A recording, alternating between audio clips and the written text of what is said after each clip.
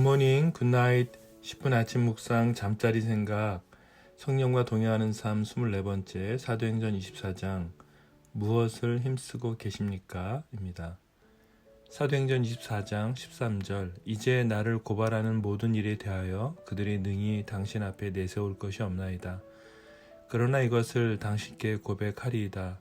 나는 그들이 이단이라 하는 도를 따라 조상의 하나님을 섬기고 율법과 선지자들의 글에 기록된 것을 다 믿으며 그들이 기다리는 바 하나님께 향한 소망을 나도 가졌으니 곧 의인과 악인의 부활이 있으리라 함이니이다.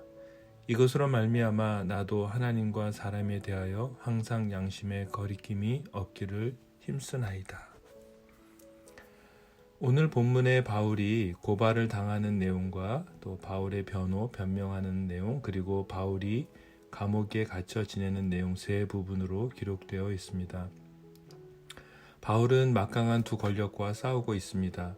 하나는 예루살렘이라는 2000년의 신앙과 역사와 전통을 가진 권력과, 또 하나는 로마라고 하는 정복과 조직에 능한, 그래서 지중해를 중심으로 480만 평방킬로미터까지 영향력이 있는 거대한 조직의 권력과 맞서고 있습니다. 하지만 가만히 보면 연약한 사람들입니다. 권위를 가진 사람들이죠. 바울은 대제사장 아나니아와 장로들, 그리고 변호사 더둘로의 고발과는 무관했습니다. 더둘로라는 변호사가 벨릭스 총독에게 이야기하는, 그래서 아부하면서 진정성 없는 모습을 보게 되죠. 로마의 힘으로 태평을 누리게 돼서 감사하다는 내용입니다. 참 가증하죠.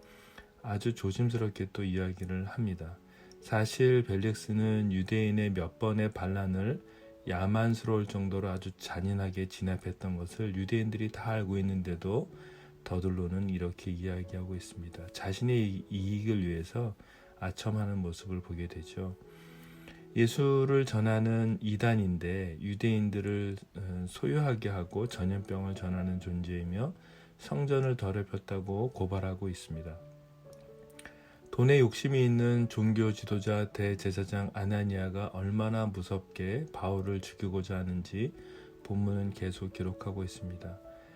세 가지의 제목을 열거했습니다. 유대인들을 소유하는 자, 이것은 중대한 제목이 될 수 있는 부분이었죠. 정치인들, 로마인들에게는요. 나사렛 이단으로 규정하며 고소하는 것, 그리고 성전을 더럽힌 것으로 에베소 사람 드로비모를 금지된 성전 경내까지 데리고 갔다는 이유에서 이들은 고발을 했습니다. 바울의 변호가 시작이 됩니다. 자신이 누구를 소동하게 한 것, 그리고 예루살렘에 올라간 기간도 너무 짧았다는 것이었습니다. 그리고 드디어 이단이라고 말하는 도, 즉 복음에 대해서 설명을 합니다. 의인과 악인의 부활, 그리고 선지자의 글에 대해서 자신의 믿음의 근거가 어디에서 오는지를 잘 나눕니다.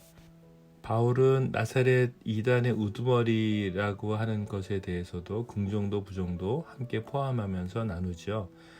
그 도를 따르는 자이지만 그들의 조상들의 하나님을 예비했으며 성경의 가르침을 믿었기 때문임을 나타내고 있습니다.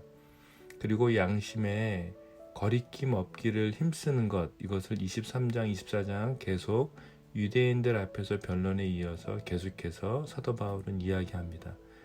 벨릭스는 예수님에 대한 것을 이미 듣고 있었습니다. 천부장 루시아가 오면 처리하기로 하고 바울을 지켜줍니다. 벨릭스는 자신의 아내 두루실라와 함께 바울을 통해 예수님에 대해서, 복음에 대해서 듣습니다. 의와 절제, 그리고 장차 오는 심판에 대해서 바울이 나누죠. 벨릭스는 두려워합니다. 그도 역시 돈을 사랑하여서 바울에게서 돈이 나올까 궁리하는 사람이었습니다. 또한 유대인들의 마음을 얻고자 벨릭스는 계속 바울을 구려하여 두죠. 이것이 대략적인 오늘 24장의 내용입니다. 바울의 싸움의 대상들의 무게를 좀 느끼시나요? 그리고 그들이 얼마나 악하고 돈을 사랑하는 자들인지도 보시게 될 것입니다. 바울은 분명했습니다. 그는 조상의 하나님을 섬기고 율법과 선지자들의 기록을 다 믿으며 또한 하나님을 향한 소망, 즉 의인과 악인의 부활을 믿었으며 또한 양심에 꺼리낌 없는 삶으로 살아가는 믿음에 충실한 자였음을 주장하고 있습니다. 이것은 단순히 바울 개인의 주장이 아니라 여러 사람들이 얘기한 바리새인과 또 대제사장 아나니아가 얘기한 또 고소한 내용에 대한 그 기독교 신앙 전체를 대변하는 것이었습니다. 조상들의 믿음을 무너뜨리는 자가 아니라 오히려 더 세우고 충실하게 따르는 것임을 변호하고 있습니다. 바울의 혐의는 찾을 수 없었습니다. 벨릭스는 자신이 결정한 어떤 유죄의 죄목도 발견하지 못합니다. 천부장 루시아도 아무런 죄를 발견하지 못했고 또 의회도 마찬가지였고 또 더둘로라고 하는 변호사는 그의 고소 내용을 입증할 수가 없었습니다. 벨릭스는 그를 놓아주고 싶지 않았습니다. 뇌물을 받고 싶었고 유대인들의 마음을 얻고 싶었습니다. 타락한 하지만 일반적인 정치인들이 가지는 행동이지요. 돈을 더 받고 싶고 자신이 다스리는 사람들에게 마음을 얻어 그 자리를 더 유지하고 싶었을 뿐입니다. 바울이 벨릭스와 그의 아내 드루실라에게 복음의 의와 절제에 대해서 전하는 것은 의아할 수 있습니다. 그 이유는 벨릭스는 그의 아내 드루실라의 주도권에 노란한 인물이었습니다. 이런 경우는 늘 성경에 몇 번 등장하죠. 이세벨과 아합과 같은, 그래서 이세벨의 영은 사탄의 통로가 되기 쉽습니다. 그래서 늘 우리가 주의해야 되는 것이죠. 드루실라라는 이 여인은 헤롯 아그리빠 1세의 딸이었고 아주 매혹적이었고 미녀였다고 기록하고 있습니다. 벨릭스는 그녀를 취하고자 합법적인 남편을 버리도록 자기 손에 결국 넣게 되죠. 벨릭스의 그 아내가 여럿 있었는데요. 드루실라는 벨릭스의 세 번째 아내이기도 했습니다. 바울이 그들에게 의와 절제 그리고 장차 올 심판에 대해서 나눌 때 벨릭스가 또 그의 아내 드루실라가 두려워한 이유가 여기에 있습니다. 이후 바울은 2년간 더 이상 공청회가 열리지 않고 그 로마인으로서 아무런 유죄도 선고받지 않았기 때문에 벨릭스는 그를 자유옥이라고 불리는 상류층 감옥에 둡니다. 물론 이 모든 비용은 바울이 내는 것이었죠. 그 비용은 과중했고 또 그 비용을 충당하기 위해서 바울의 가족 재산을 약간 상속받았다는 주장들도 있습니다. 벨릭스의 탐심은 정말 무섭습니다. 저는 오늘 본문을 통해 23장과 24장에 바울이 이야기하고 있는 변론할 때마다 말하고 있는 그 단어를 계속 묵상하게 하셨습니다. 24장 16절에요. 하나님과 사람에 대하여 양심의 거리낌이 없기를 힘쓰나이다. 하나님과 사람에 대하여 양심의 거리낌 없어야 합니다. 성령과 동행하는 사람은 그런 삶은 하나님과 사람에 대하여 양심의 거리낌이 없는 삶이어야 합니다. 제가 이 본문의 24장 16절에 있는 이 본문을 원어로 한번 다 봤어요. 양심이란 단어는 슈네이데시스라고 깨닫는 일, 생각함이라는 의미와 같이 쓰이고요. 거리낌 없는, 이거는 범죄하지 않는 이런 의미예요. 그래서 아프로스코포스라는 단어를 사용하고 있습니다. 가장 제 눈에 들어왔던 건 힘쓰다, 아스케오라는 단어입니다. 신약 성경에 단 한 번만 사용된 단어인데요. 경영하다, 실천하다, 힘을 다하다입니다.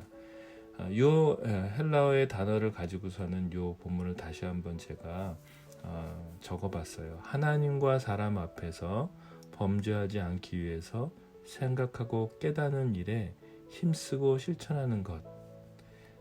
바울은 그렇게 했다는 겁니다. 하나님 앞에 우리 모두가 서게 됩니다. 저는 오늘 본문과는 비교할 수 없는 하지만 참 부당하고 잘못된 절차를 경험하면서 이 모든 것을 감당할 수 있었던 것은 바로 이 부분이었습니다. 우리 모두가 다 하나님과 사람 앞에 양심의 꺼리낌이 없다면 되는 것입니다. 반드시 주님 앞에 악인이든 의인이든 서게 되고 판단을 받게 될 것이기 때문에 지금의 이 시간을 지날 수 있습니다. 하나님 앞에 우리는 모두가 서게 될 것입니다. 하나님은 실제로 살아계시고 존재하십니다. 만약에 이것을 믿는다면 우리는 우리의 양심을 지켜내고 범죄하지 않기 위해서 힘을 다해야 합니다. 사도 바울은 자신이 주님을 만나고 더욱 그리했다고 말하고 있습니다. 하나님이 계시기에, 그리고 하나님이 아시기에, 그리고 하나님이 반드시 심판하실 것이기에 우리는 더욱 힘쓰고 애쓸 수 있는 것입니다. 사랑하는 동역자 여러분, 억울하고 힘든 일을 당하고 힘들어하지 마십시오. 하나님이 알고 계시고 하나님이 이 부분에 대해서 각자에게 물으실 것이기 때문입니다. 우리는 오늘을 살아가며 하나님과 사람 앞에서 우리의 양심을 죄에 버려두지 않기 위해서 애쓰는, 그래서 여기에 힘쓰는 하루가 되어야 합니다. 주님이 그것을 기뻐하십니다. 정말 잘 하셨고 잘 참으셨습니다. 악한 사단이 어떻게 틈타고 있는지 오늘 본문을 통해서 또 잘 보셨을 것입니다. 우리 모두는 탐심을 버려야 하고 이세벨의 영을 허용해서는 안 됩니다. 여러분, 무엇에 힘을 쓰고 계십니까?